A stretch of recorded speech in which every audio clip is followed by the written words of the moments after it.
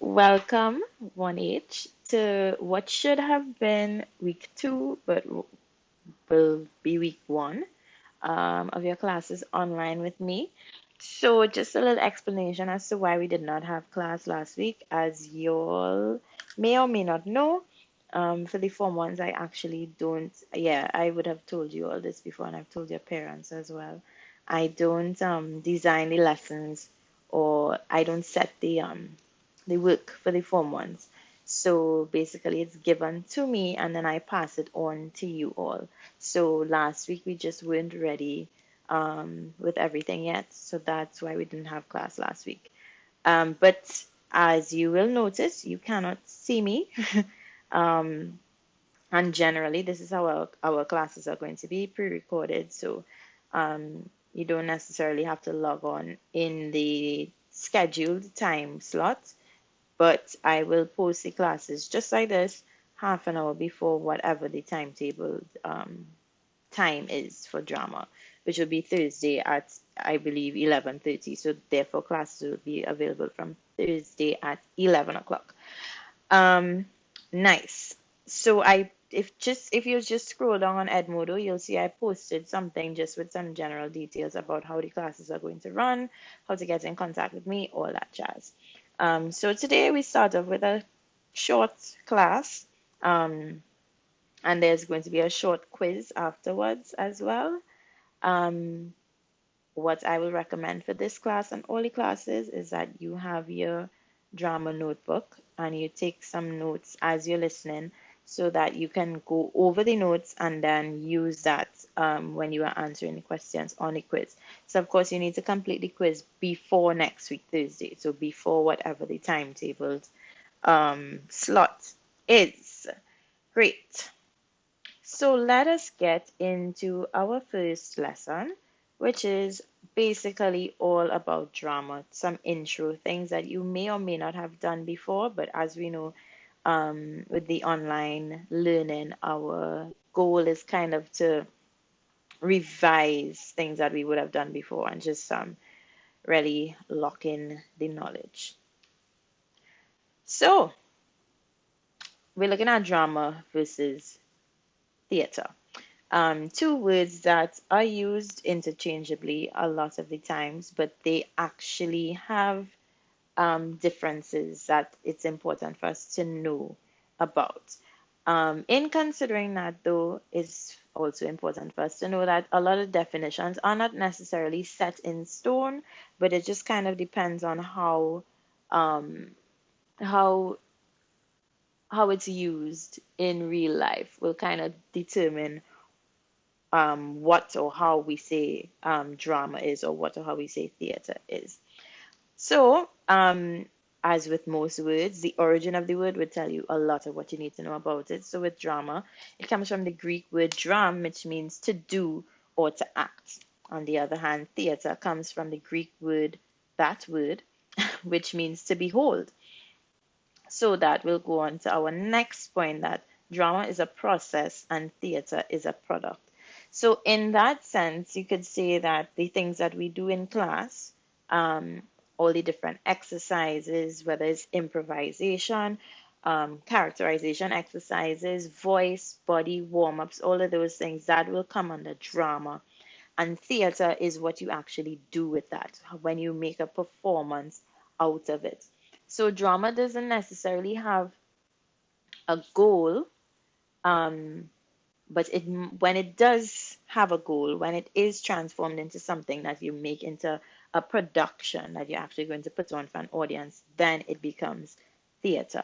So drama does not necessarily have to become theater. It could literally just be drama for personal development, drama for fun.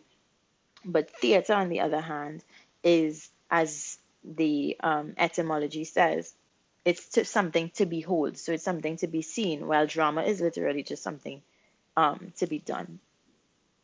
So now this is a distinction um, that is very important to make, and it's going to be coming throughout the slides.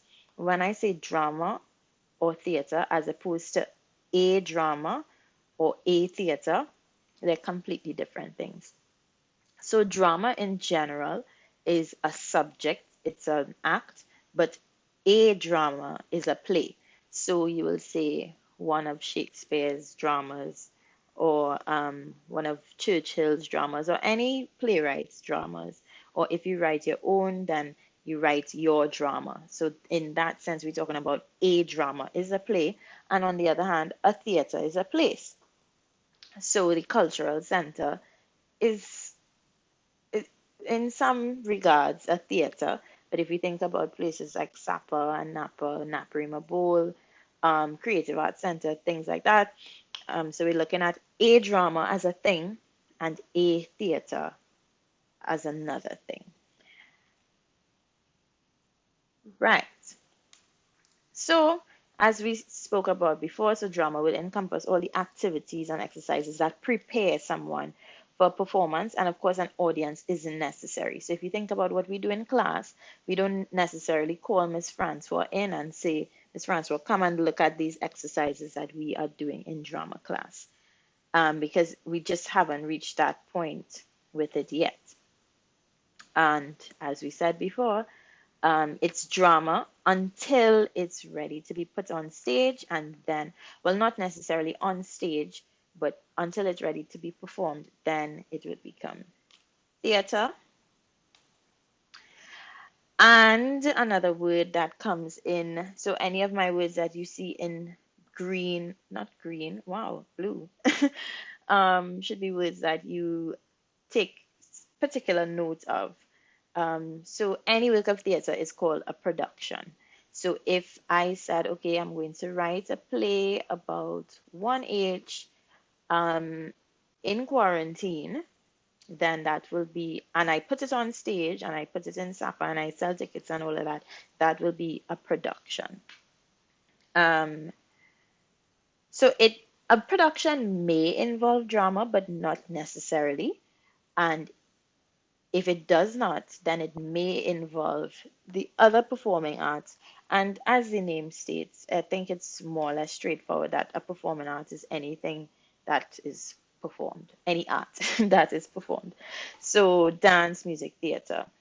So not all productions are necessarily plays or dramatic productions, but you'll have um, performing arts production. So you might have a show that's completely dance or completely music or completely drama, or you might have all three of them coming together in one, which is called musical theater, which is something else that you should write down as well.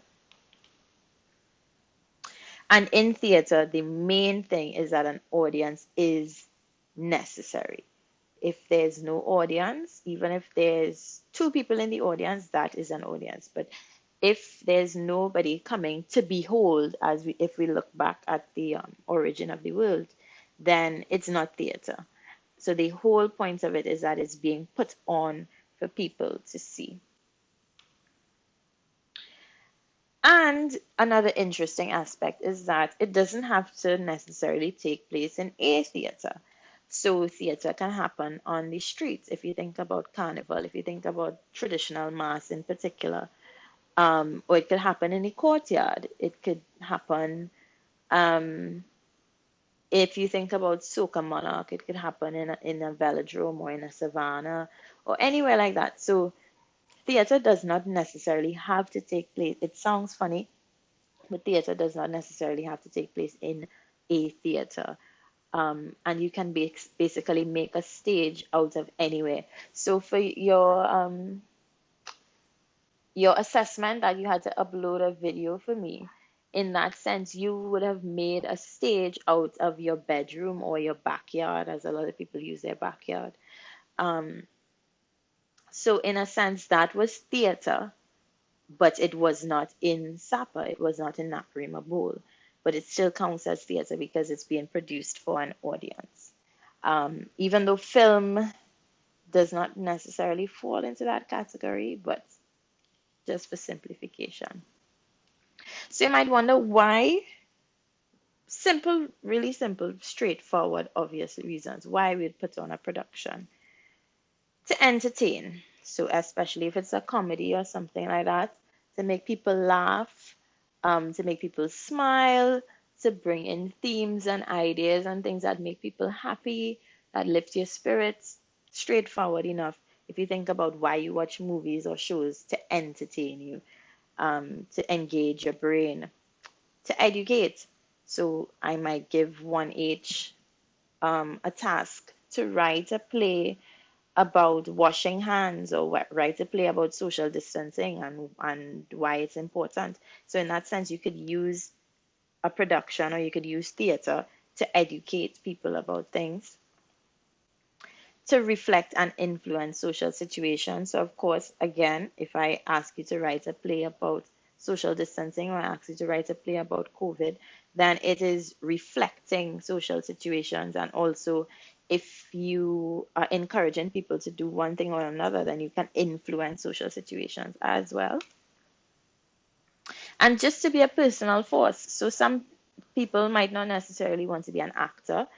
They might not necessarily want to be involved in technical theater, but just that collaboration, just coming together, um, and putting your ideas together, engaging in different activities, learning new things, just personal development through the process of putting on a production.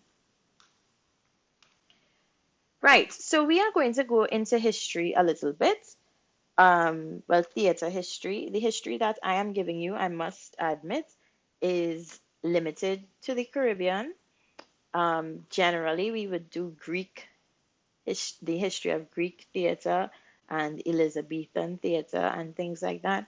But at this point in time, I just personally do not see it as being necessary or relevant. So, the history that you're going to get here takes you through the development of theater in in the general Caribbean countries, from the time of slavery till after slavery and after independence and up until now. So this does not try to trace theater all the way back to its origins. So don't be alarmed at that. This is just a Caribbean theater history introduction, I guess you could say. So in the pre-emancipation era, which I would hope you understand, is before when slavery was a thing, when slavery was still lawful, before slavery was abolished, basically. So all the time from when Christopher Columbus came to up until when slavery was abolished in 1838. So all ancient civilizations, this is not just in the Caribbean, all tribes of people, all races of people, all ethnicities in all different parts of the world, any research that you do, you'll find out that all of them have performative forms of expression. So this might have been tribal dances. Some of them have dances where they dance to the sun or the moon or the gods or whatever the case may be. So performance is really as much a part of human life as celebration is, or feasting is, or mourning, all these different things. So in the Caribbean, of course, we had the Amerindian people who were here before um, the islands were rediscovered by voyagers. So if we look back in our history, in our archives, you see that some of their performative forms were that they had ritual dances. So it would be things like if somebody died in the tribe, or if a baby was born, or any ritual, or maybe weddings, they had dances. So remember, we were talking about the performing arts being not just drama. Um, so they had dances that they did before anybody came and disturbed them here. And then, of course, we had slavery coming in. So there were thousands and thousands and hundreds of thousands of people brought from Africa to the Caribbean. And of course, they came with their own heritage, they came with their own um, performance forms and their own rituals. But because of the nature of slavery, a lot of it was not allowed to survive. And even if it was allowed to survive, it was just little fragments and remnants of what they could remember or what they were allowed to practice here. So if you think about now how we have ballet dancing or we have African drumming, we know we have a really great drumology group in school. So things like that were things that they would have made efforts to try and preserve and keep it even throughout slavery when they weren't allowed to practice their own cultures or even talk in their own languages. And then, so colonization, as you may or may not know, refers to when the countries became colonies, obviously. Um, So that would have been when the Spanish came to Trinidad and said, okay, this is our island now, and we will govern it and we will say everything that happens in it, or when the British did the same and things like that. So that's the general concept of colonization. And because colonization was always by European countries, they controlled a lot of what the cultural practices were in those countries at the time. So, because we have such strong influences from Spanish and British, particularly because those were the two groups that colonized us, um, we have that general that's where we always kind of look to for our standards for things, and particularly in theater, because it was thought almost as a European concept rather than a concept that existed here before, even though it did exist in other ways. Um, just a formal concept of theater was thought to be a European thing. And if you think about the fact that when you come to school, you'll still study Shakespeare and things like that, and some of the poets that you'll do in English will be British or European poets. So that influence still exists today and will probably always exist. So again, in the pre-emancipation period, um, they had formal theater spaces being built, but during this time, because this was the time of slavery, um, it was mostly only for the upper class people. And of course, at that point in time, the upper class people would have been the white people because they were the ones who owned plantations and owned slaves.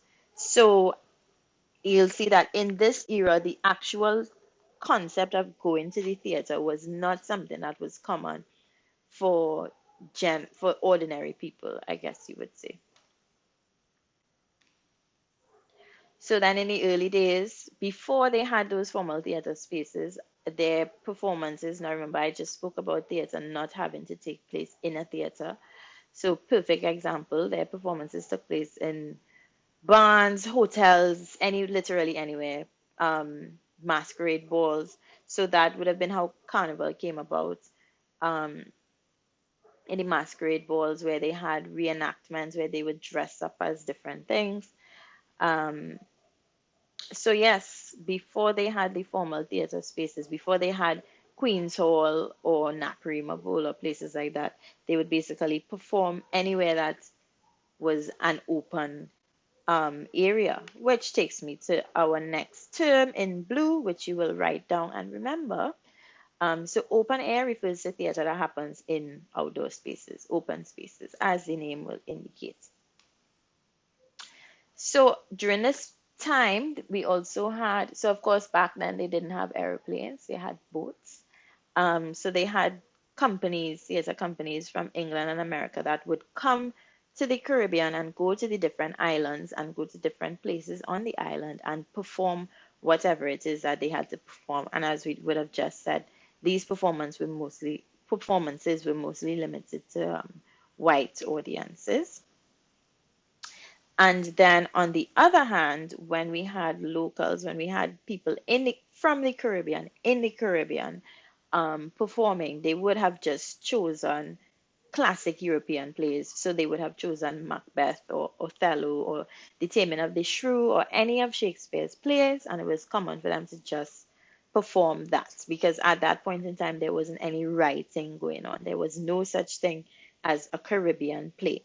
And because this whole concept of the formal theater was more or less brought by the Europeans, they would think that the only possibilities to perform would be to do something European as well. But at the same time, we were creating our own performance forms, our own theatrical modes. So things like calypso, stick fighting, and the old mass traditions that we still have up to this day, even things like limbo. These are things that would have been born or started growing during that period of slavery as well. In the same time, when we had the upper classes going to the theaters, we had the lower classes coming up with their own ways of expressing themselves and their own ways of expressing their culture. So then in the post-emancipation period, which of course we know is after slavery was abolished, so then we had basically the black population becoming free, um, and the kind of social setup of the country changing a little bit. So one of the post-emancipation things was that we had different groups coming in to the country. So we had and of course, these groups would also come with their own customs, they'd come with their own practices, their own cultures, their own dances, their own songs, their own stories, and all these things that would have just contributed to the overall culture in the Caribbean. So we had the French who gave us carnival in a sense, even though our carnival was an adaptation of theirs, it was a mockery, a mimicry of theirs. Um, we also had East Indians who came with their East Indian dance, Ram Leela, Matikur. I made a little mistake there. Oopsie. We had the Chinese who brought their Chinese dragon. So each of these ethnic groups would have had their performances that they would have done in their home countries, and then they brought it across here. And a lot of these Asian groups also have very family-oriented cultures. So they would practice it amongst each other. And then when they came to Trinidad, of course, that, or came to the Caribbean in general, of course, that would have contributed to the overall culture of the country. And also in the post-emancipation period, because people were free and because we now had two main races, the Africans and the Indians, they were allowed to go to school and they became educated and they would have gotten jobs like being attorneys, doctors, teachers.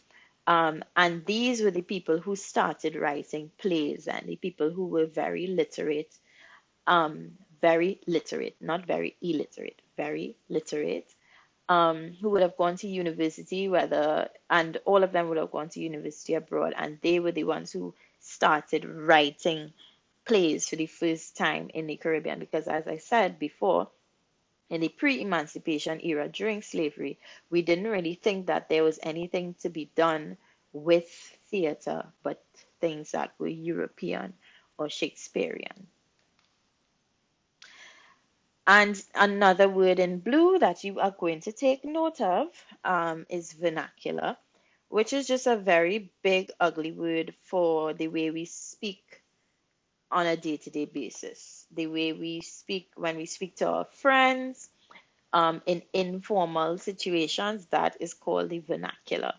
So initially, because we were taught to only really respect things that were European, and of course, our vernacular, if you think about it in inverted commas, broken English, even though it's not broken, it's just that's just the way we speak.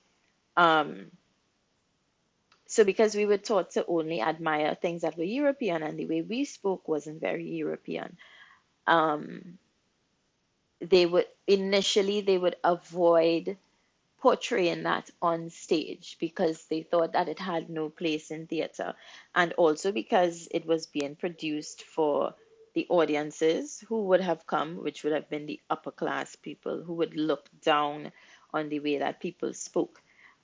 So they use mostly standard English in their plays to make it sound more European. However, after emancipation, and particularly after independence, people started, there was a kind of shift in the way that we thought about ourselves as Caribbean people. So people started recognizing that we have our own history and we have our own habits, we have our own ways of speaking, and they are all relevant and they are all beautiful and they are all important. And so maybe we should write plays about that instead. So that is when they started representing Caribbean issues, Caribbean people, Caribbean speech, Caribbean dance, all different Caribbean things in theater rather than just looking at European um, performance modes. But nevertheless, as it still remains up until this date, as I mentioned earlier, that influence of the European and American cultures is still very crucial, very overwhelming in our theater practices.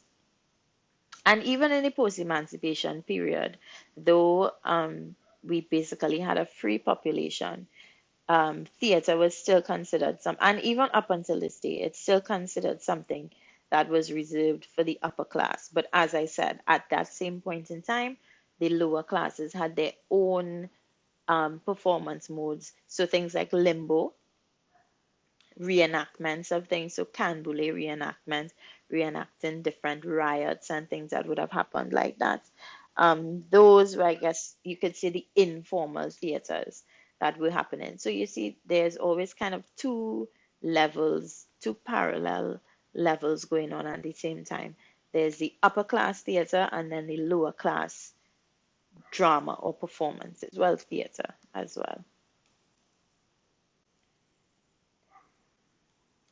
Oh, we just looked at that slide. And contemporary, which I would have taught you all, is just another word for nowadays, for modern, for what is going on now. So now we have more Caribbean theater companies looking at staging or productions that were written about the Caribbean and in the Caribbean rather than just going to Shakespeare as they're going to put on a production or going to anything European in particular. But still, we have, and if you look at production companies like Crazy Catholic, some of you would have seen Rockin' Snow White, I believe. There's a lot of pantomimes that all of those kind of fairy tale plays are called pantomimes. So there's still that tradition of using those European and American play scripts. And now, in the contemporary era, we have formal and informal theatre performance spaces. So, as I would have mentioned earlier, we have Queen's Hall, we have Napa, we have Sapa, and then we have more informal spaces. So, stick fighting will happen in basically a velodrome or a stadium, a small stadium. Um, and things like that. So performances that don't necessarily happen on a stage or in a theater, but still happen. And of course, as you're learning now, drama is taught in schools all the way from preschool. You'll go to a preschool Christmas pageant and you'll see that some of them are dressed up as Mary and sheep and Joseph. And now we have at the University of the West Indies, we have many degrees in drama, in theater, in dance, in the performing arts in general. And drama is often used as a tool to spread messages. So if you think about the advertisements that you hear on TV, or whether it's or not advertisements that you hear on the radio, that you see on TV, or whether it's on social media, um, so whether it's to advertise a product or to spread a message, you'll hear people in role play situations, or you'll see people, especially around election time, it particularly comes in handy and everybody becomes a dramatist or an actor. Um, right. So that's just another one of the things that drama and theater has become nowadays in this time that we live in now. So that is basically it. As I said, this was going to be a short class. All I ask of you is to complete the quiz that is on Edmodo. If you have any questions, please comment under the quiz. Don't post it in the class itself. If you have any questions, either email me or comment under the quiz or comment under this video on YouTube, and I will answer as soon as possible. It is a very short, quick, easy quiz, and all I need you to do is complete it before next week's class. So, thank you for listening. Thank you for paying attention. As I said, if you have any questions about anything whatsoever, or if you just want to tell me to have a good day, then feel free to message me on Edmodo or email me or comment or whatever the case may be. Just don't post it in the group. It's don't post it on the class itself. Fantastic. Thank you and goodbye.